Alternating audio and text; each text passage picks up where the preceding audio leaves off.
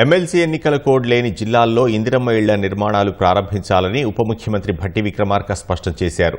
హైదరాబాద్లో మధ్యతరగతి ప్రజల సొంతింటి కల నెరవేర్చేందుకు ఇళ్లు నిర్మించాలన్న ఆయన ORR, RRR మధ్య శాటిలైట్ టౌన్షిప్లు ఏర్పాటు చేయాలని సూచించారు.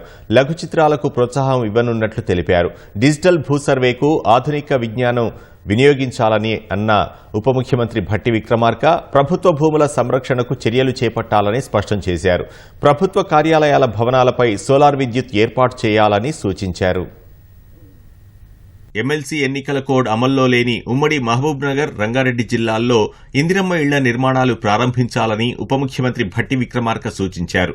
రెవెన్యూ, గృహ నిర్మాణ శాఖ, సమాచార పౌర సంబంధాల బడ్జెట్ ప్రతిపాదనలపై మంత్రులు పొంగులేటి శ్రీనివాసరెడ్డి, కోమటిరెడ్డి వెంకటరెడ్డితో కలిసి ఆర్థిక శాఖ మంత్రి ఉప ముఖ్యమంత్రి భట్టి విక్రమార్క సమీక్షించారు. తొలి దశలో కేటాయించిన 70,000 ఇందిరమ్మ ఇళ్ల నిర్మాణానికి చర్యలు చేపట్టాలన్నారు. Outer ring road, regional ring road మధ్య పేద, మధ్యతరగతి ప్రజల కోసం శాటిలైట్ టౌన్షిప్ నిర్మాణంపై గృహ నిర్మాణ శాఖ దృష్టి సారించాలని సూచించారు. హైదరాబాద్లో మధ్యతరగతి ప్రజల సొంతింటి కల సాకారం కోసం LIG, MIG, HIG ఇళ్ల నిర్మాణానికి అనువైన ప్రాంతాలు గుర్తించి భూసేకరణకి రెవెన్యూ శాఖకి ప్రతిపాదనలు పంపాలని భట్టి విక్రమార్క తెలిపారు. ప్రభుత్వ భూముల సంరక్షణకి పటిష్టమైన చర్యలు చేపట్టాలని స్పష్టం చేశారు. కోర్టు వివాదాల్లో ఉన్న కోట్ల విలువైన భూములను దక్కించుకునేందుకు ప్రత్యేక ప్రణాళిక సిద్ధం చేసుకోవాలని, న్యాయవాదులతో నిరంతరం చర్చించాలని సూచించారు. డిజిటల్ భూముల సర్వేకి ఆధునిక పరిజ్ఞానం వినియోగించాలని భట్టి విక్రమార్క తెలిపారు.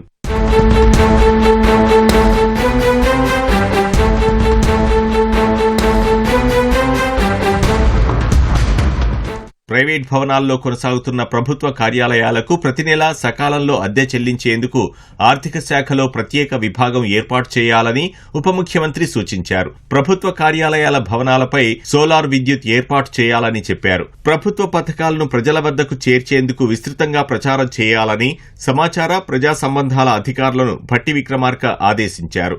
లఘు చిత్రాలను ప్రభుత్వం ప్రోత్సహిస్తుందని వెల్లడించారు. ఆదాయం పెంచుకునేందుకు ప్రత్యామ్నాయ వనరుల సమీకరణపై అధికారులు దృష్టి పెట్టాలని డిప్యూటీ సీఎం భట్టి విక్రమార్క తెలిపారు.